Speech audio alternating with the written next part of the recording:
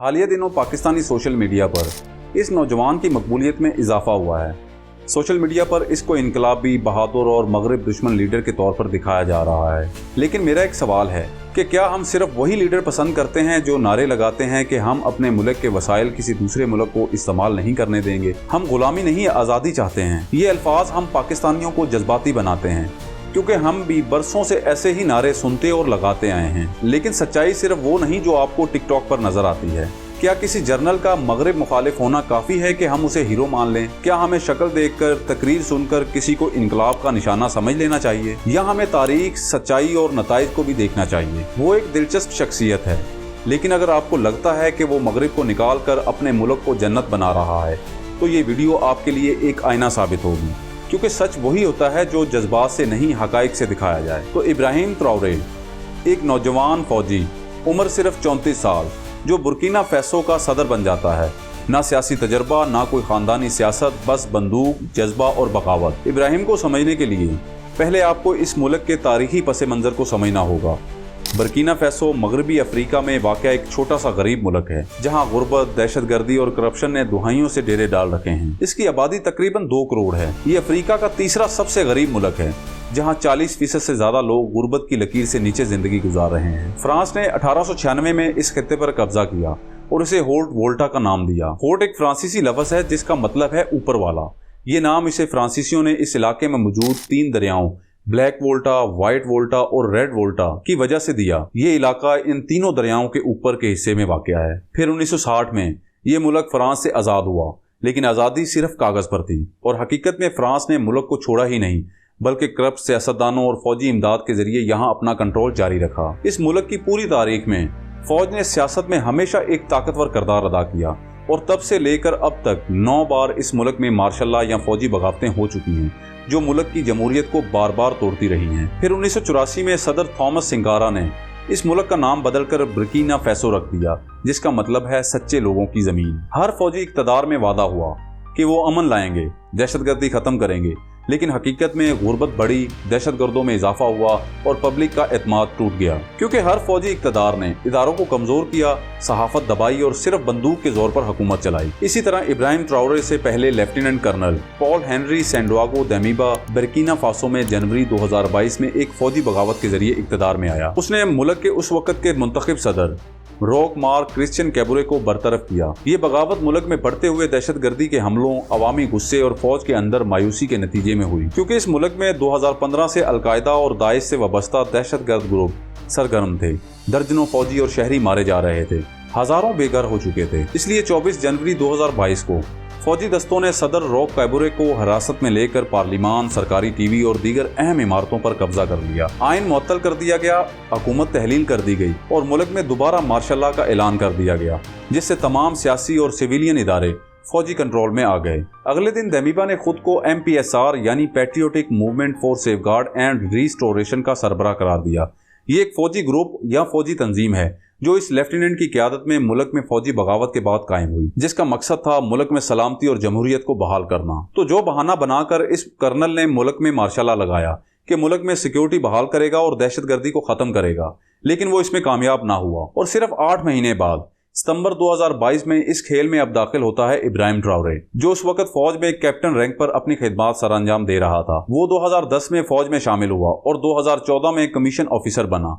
2018 के बाद से वो मुल्क के शुमाली इलाकों में अल्जेरियन बॉर्डर के करीब साहिल रीजन में काउंटर टेररिज्म ऑपरेशन में सरगर्म रहा, जहां उसकी फ्रंट लाइन पर मौजूद रहने के दिलेराना फैसलों ने उसे फौजी हलकों में मकबूल बनाया। उसने अपने ही सीनियर कमांडर यानी लेफ्टिनेंट कर्नल देमीबा के खिलाफ बगावत करके खुद इक़्तिदार पर कब्जा कर लिया।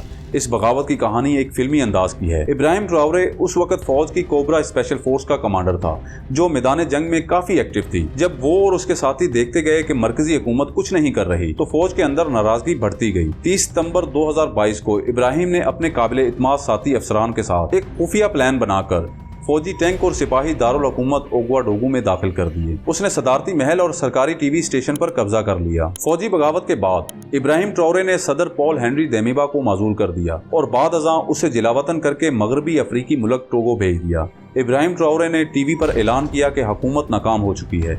मैं इब्राहिम ट्राओरे अब बुर्किना फैसो का सदर हूँ और आवाम को तहफ़्फ़ुज़ फराहम करूँगा। और अब वो 2022 से बुर्किना फैसो के अबूरी सदर के तौर पर खिदमात अंजाम दे रहे हैं। इक़्तिदार पर कब्जा करने के बाद उसका सबसे पहला टारगेट फ्रांस था, जो आज़ादी के बाद भी इस मुल्क में मदद का बहाना बनाकर मौजूद था। फ्रांस ने बुर्किना फैसो में अपनी फौजी मौजूदगी दहशतगर्दी के नाम पर रखी थी। इस मुल्क में उनके कई बेस कैंप थे, लेकिन सवाल यह है कि क्या फ्रांस ने वाकई उनकी हिफाजत की या अपने मुफादात की। तो फ्रांस इस मुल्क के कुदरती वसाइल लूट रहा था। बुर्किना फैसो सोना पैदा करने वाले अहम अफ्रीकी ममालिक में शामिल है, लेकिन ये अरबों डॉलर का सोना फ्रांस, कनाडा और मगरबी कंपनियों के पास जाता रहा। एक अंदाजे के मुताबिक इस मुल्क के सोने के ज़खायर का 70% हिस्सा गैर मुल्की कंपनियों को जाता था, जिसमें फ्रांस सरे फहरिस्त था और मुकामी अवाम को इसका सिर्फ चंद फीसद ही हिस्सा मिल पाता था। एक तो फ्रांस इतनी दौलत इस मुल्क में लूट रहा था, दूसरा उनकी मौजूदगी में दहशतगर्दी खत्म ना हुई, फौजी बेसिस पर हमले होते रहे, अवाम मरती रही और फ्रांस सिर्फ बयानात देता रहा। इब्राहिम ने कहा कि अगर फ्रांस हिफाजत नहीं कर सकता तो वो यहाँ क्या कर रहा है, इसलिए उसने अपने मुल्क से फ्रांस को बाहर निकाल दिया, उससे सिक्योरिटी एग्रीमेंट खत्म कर दिए और फरवरी 2023 में फ्रांस ने इस मुल्क में अपनी फौजी मौजूदगी मुकम्मल तौर पर खत्म कर दी। इसके बाद उसने रूस से जारी लगाई और उसके साथ डिफेंस एग्रीमेंट किए, जिसके बाद रूस ने अपनी प्राइवेट आर्मी वैगनर ग्रुप को इस मुल्क में भेजा।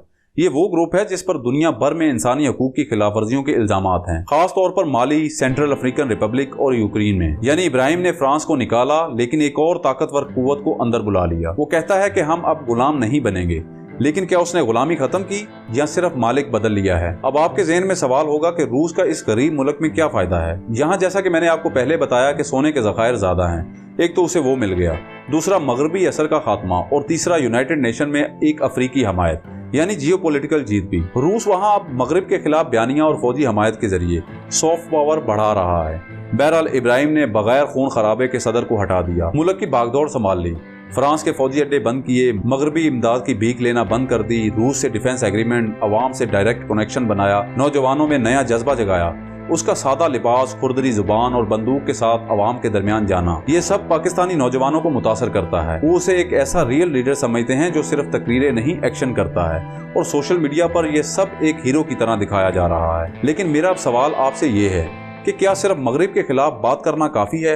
आपको पता है ये शख्स इलेक्टेड प्रेसिडेंट नहीं है, बल्कि वो इक़्तिदार में फौजी बगावत से आया है। वो अवामी नुमाइंदा नहीं है। उसने वादा किया था कि इलेक्शन होगा, लेकिन आज तक कोई शेड्यूल जारी नहीं किया गया। इब्राहिम को बैनुल-अक़वामी सतह पर और कुछ बुर्किना के शहरियों की तरफ से काफी तनकीद का सामना है, जिसकी बड़ी वजह बुर्किना फैसो के आइन में बयान करदा जमहूरी असूलों को नजरअंदाज करना है, क्योंकि जुलाई 2024 में एक सिविलियन हुकूमत की तश्कील के लिए इलेक्शन होने वाले थे, लेकिन इब्राहिम ने ऐलान किया कि उनकी हुकूमत मुंतकिली को 60 माह तक मजीद बढ़ा दिया गया है, यानी अब 5 साल तक वो मजीद इस मुल्क में डिक्टेटर रहेगा। और बहाना वही दहशतगर्दी। उसने मीडिया तंजीमों, ट्रेड यूनियंस और सिविल सोसाइटी ग्रुप्स की तकरीर को दबा दिया है, और ये बुनियादी तौर पर उन अफराद और ग्रुप्स के साथ किया गया है जो उसकी फौजी हुक्मरानी और बगावतों के साथ साथ शहरियों के खिलाफ उसकी बदसलूकी पर तनकीद करते हैं। उसने आज़ादी सहाफत पर हमला किया, मुकामी सहाफ़ियों को धमकियां, अगवा और जेलों में कैद किया, मीडिया पर पाबंदी लगाई, इंटरनेशनल न्यूज़ चैनल बंद किए और इंसानी हकूक की तंजीमों के मुताबिक कई शहरी फौजी कार्रवाइयों में मारे जा चुके हैं, जिनकी ना कोई तहकीक हो रही है ना इंसाफ। तो क्या हम सिर्फ इसलिए किसी को हीरो मान लें कि वो मगरिब को बुरा कह रहा है? क्या एक बंदूक उठाकर डिक्टेटर बन जाना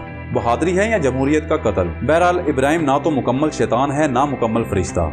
वो एक ऐसा किरदार है जो मजबूर हालात में उभरा, लेकिन अब एक डिक्टेटर बनकर बंदूक के जोर पर इक्तदार का मजा ले रहा है। पाकिस्तान में हमें यह समझना होगा कि सिर्फ मगरिब मुखालिफ नारे लगाकर कोई लीडर इस्लामी हीरो या इनकलाबी नहीं बन जाता।